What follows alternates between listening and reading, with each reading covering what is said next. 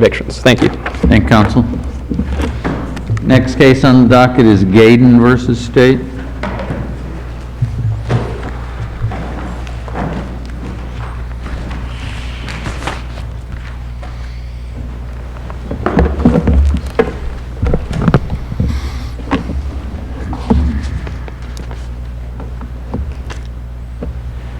May it please the court, counsel, my name is Matthew McLean. I represent the appellant, John GAYDEN. Request 2 minutes for rebuttal. I'd like to start with the first issue. The facts taken to light most favorable to the state establish that Mr. GAYDEN took a firearm, pressed it against the chest of the alleged victim, and tried to pull the trigger, but the gun did not function. Mr. GAYDEN was charged with aggravated battery with a deadly weapon and aggravated assault with a deadly weapon. We do not challenge the aggravated assault with a deadly weapon, but we do challenge the aggravated battery with a deadly weapon. Let me ask you this. Do you agree that there was sufficient evidence that the defendant committed a battery? Yes. The statute says a person, and how was the battery committed? What was the victim touched with? He used the firearm, an object, to touch the victim. Okay. Statute says a person commits aggravated battery who, in committing the battery, uses a deadly weapon. Correct. Okay. Is a firearm a deadly weapon? That's the question, that we're asking this court to decide. And there is no statutory definition for a deadly weapon. It's a judicially created definition, and the definition is threefold. One, the deadly weapon is an instrument that will likely cause death or great bodily harm when used in the ordinary and usual manner contemplated by its design, or an object that is used or threatened to be used in a way likely to produce death or great bodily harm. The definition is very expansive, but the application is limited. And the reason why I say that is cases that deal with firearms in an aggravated battery context are very limited into finding, one, it's a deadly weapon if it's used to actually shoot a bullet, or second, that it's used to bludgeon somebody. In this case, we don't have either one of those. There was no bullet discharged, and there was no bludgeoning. If we look at the case of O'Mara, it's interesting that the court does not say a battery occurred with a deadly weapon because a firearm is inherently a deadly weapon. They didn't say that a deadly weapon was used because the firearm was threatened to be used as a firearm. They said specifically this was a deadly weapon because it was used as a bludgeon to pistol whip the person. What's your position on the aggravated assault with a deadly weapon? I believe the aggravated assault with a deadly weapon, there was sufficient evidence for that. What was the deadly weapon in that regard? It was the firearm. How did the deadly weapon stop being a deadly weapon at some point? Because it transformed into the way it was used as an object. It was pushed against the individual. It was not, at that point in time, a firearm. It was an object. So how was it used in assault? It was used, it was pointed, and he pulled the trigger. And so that was a threatened use. So I think that the problem, and I think where the courts kind of get confused with, is the statute says uses a deadly weapon, but then this judicially created definition says use or threaten to use a deadly weapon can constitute a deadly weapon. So how do you go from uses to threaten to use? That's sufficient evidence of an aggravated assault, which we concede he threatened to use a deadly weapon. But the firearm, when used as an object pressed against somebody, is not a deadly weapon. It's used as an object at that point in time to touch. Well, you concede that if the bullet had come out, it would have been a deadly weapon. 100%. It would have been a deadly weapon. It would have been an aggravated battery. So the mere fact that the gun malfunctioned, rather, in your view, if the gun is pressed up to the fellow's chest, the victim's chest, that somehow transforms it from a deadly weapon to just a weapon or an object. Yes, just an object. If I take a bat and I press it up against somebody's chest, that's not a deadly weapon. But if I take that bat and I swing it at that person's chest, it becomes a deadly weapon. And all the cases that are cited to you by the state have to do with objects. A screwdriver in a stabbing motion constitutes a deadly weapon, but if that screwdriver is just pressed up against somebody, it's not. There's also cases they cite too with shoes, with the wrench. All objects, just like this gun, is being used as an object. Well, does it depend on how it's being used? I mean, is that become a jury question? For example, if I take a screwdriver and put it underneath your chin and hold it there while we're in an argument, does that become a jury question? I mean, ordinarily a screwdriver is not a deadly weapon, but I think we all agree it could be used as such. Does it become a jury question as to whether it's used or threatened to be used as a deadly weapon? If in the midst of a heated argument I hold it to your chin or to your heart and we're having a big argument, is that a jury question as to whether it's a deadly weapon, or is it simply a question of law that as a matter of law it's not? Well, it first becomes a question matter of law. The judge would then have to determine, can a reasonable trier of facts find that holding a screwdriver to somebody's neck, can that be a deadly weapon under that circumstance? If the court finds yes, it's... What would your finding be on that? Under that situation, I would say yes, it would be a deadly weapon because it's capable at that point in time of penetrating through the skin.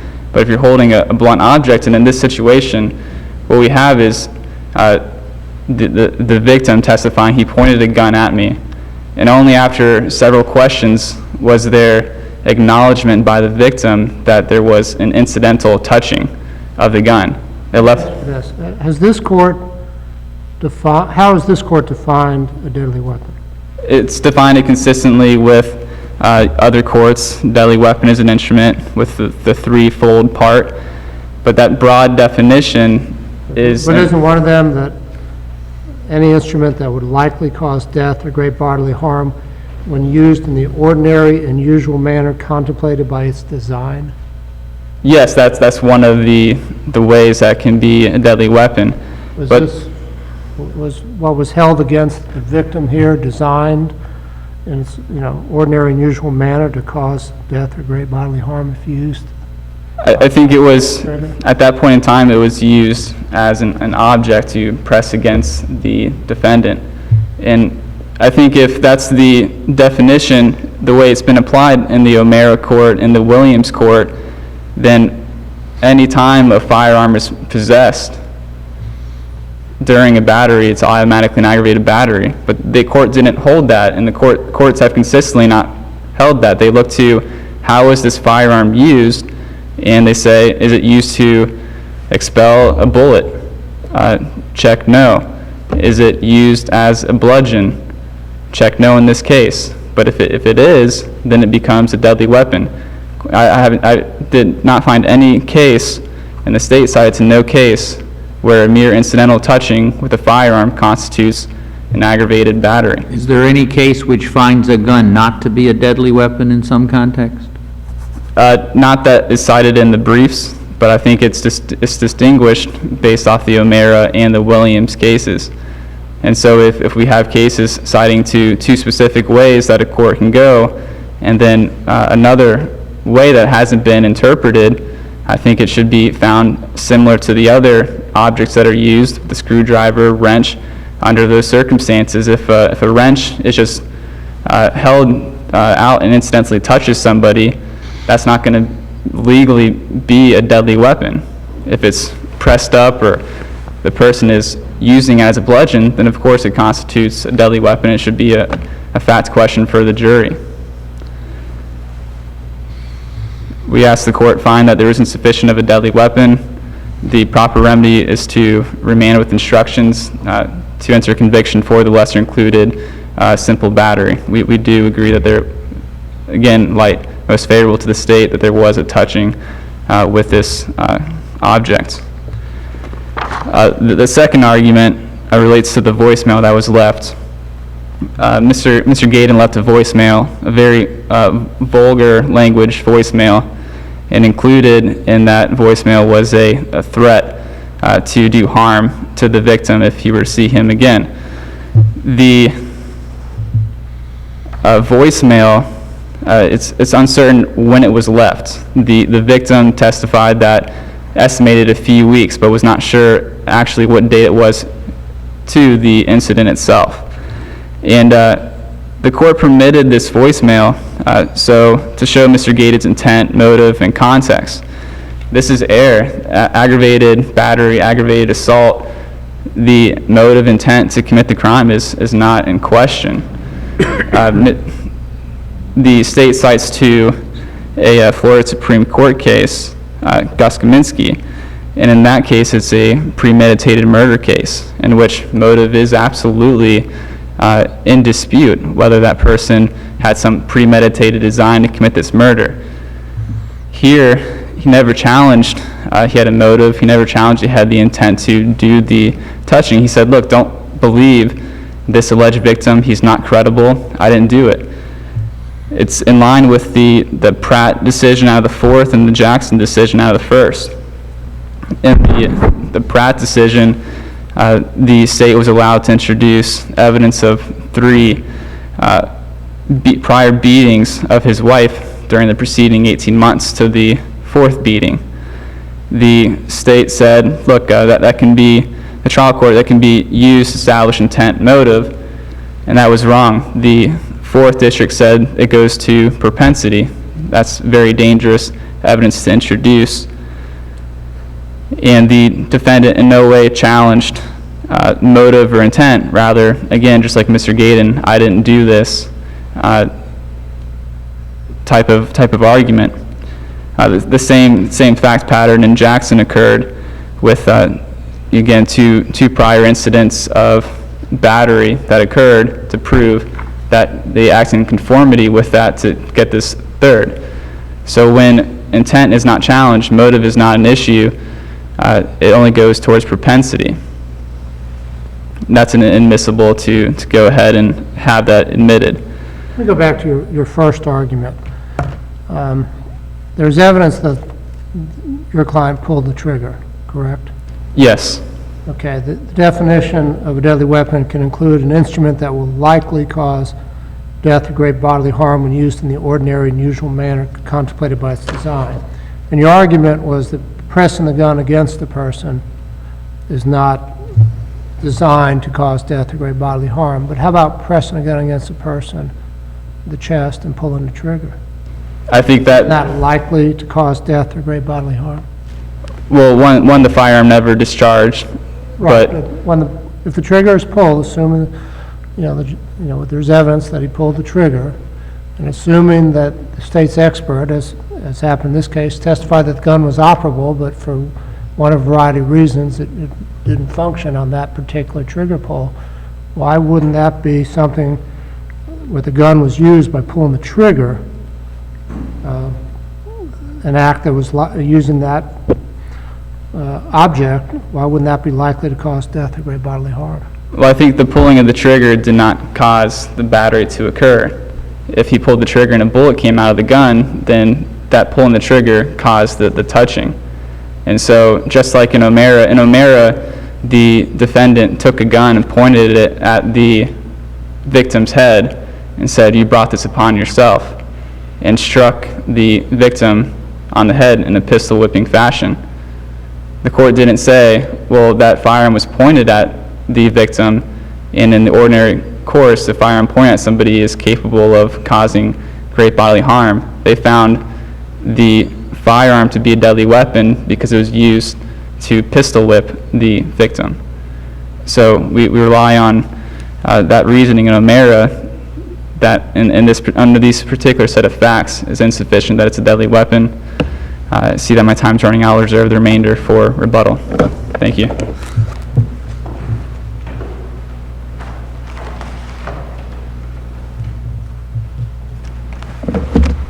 May it please the court, my name is Lori Hagan. I represent the Attorney General's Office for the state in this appeal. As to the appellant's first issue, I would note that O'Mara v. State, the case which he relies on heavily, involved a non-operational firearm. It was missing a firing pin. So in that case, the 4th DCA held that because it it was not capable of producing injury the way it was, so it didn't satisfy the first definition of a deadly weapon, meaning it was not likely to cause death or great bodily harm when used in the ordinary manner contemplated by its design. It's missing a firing pin. They also held that it was not threatened to be used or used in a way likely to cause injury because the defendant didn't hit the person with it. Well, we don't have that here. We have a fully operational firearm, and it satisfies both definitions. It was likely to cause death. It was loaded. The trigger was pulled. It was operational. And also, it was used or threatened to be used in a way likely to produce death or great bodily harm.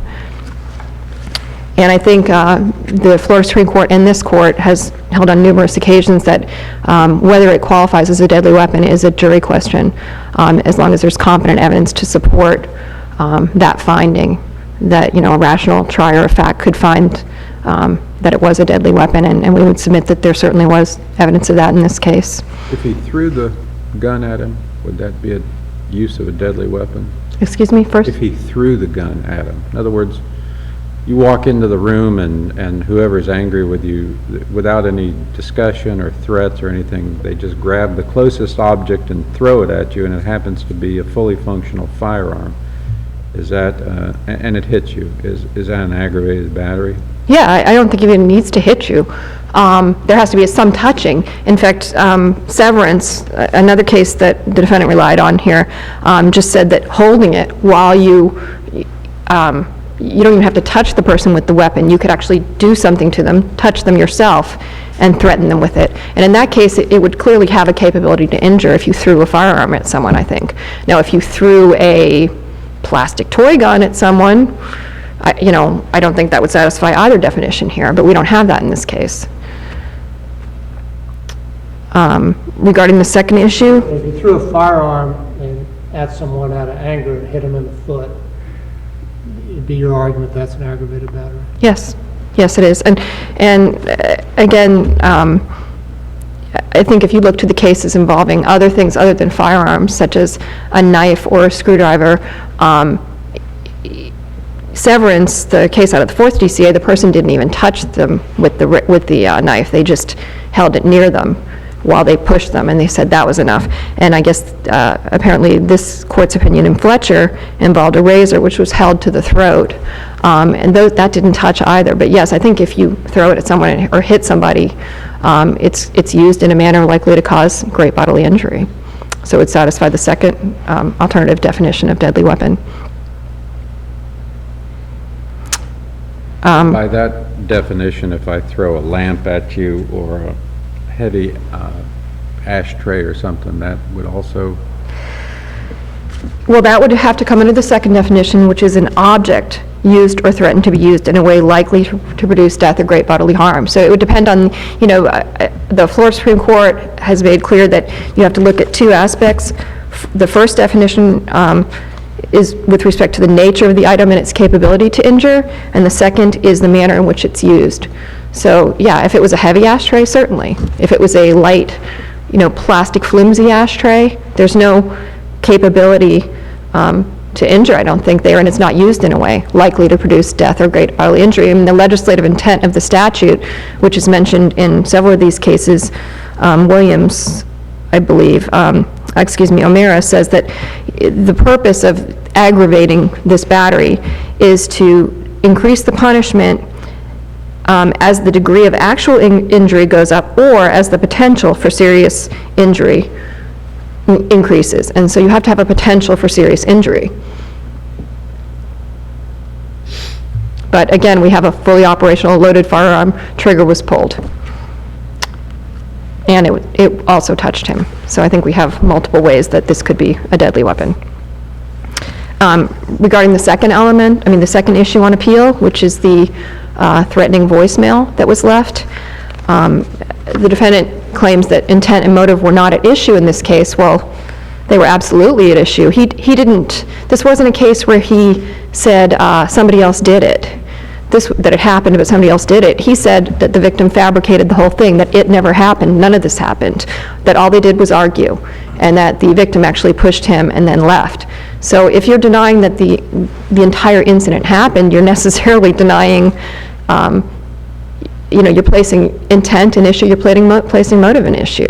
And he cites to several cases involving domestic batteries, which the evidence was introduced as similar fact evidence. We don't have that here. This wasn't similar fact evidence.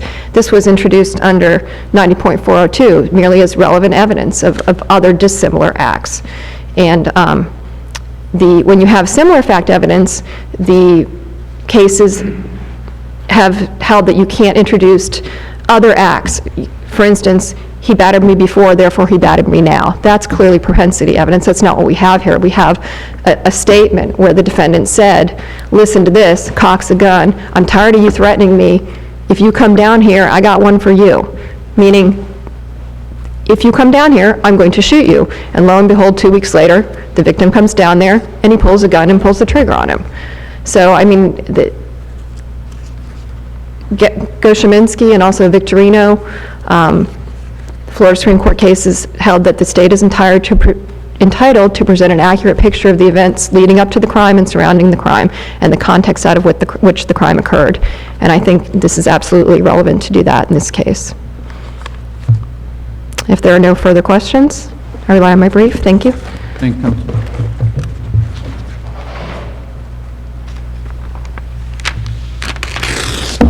May it please the court, I'd just like to address the scenario Judge Werfinger gave with throwing an object at somebody.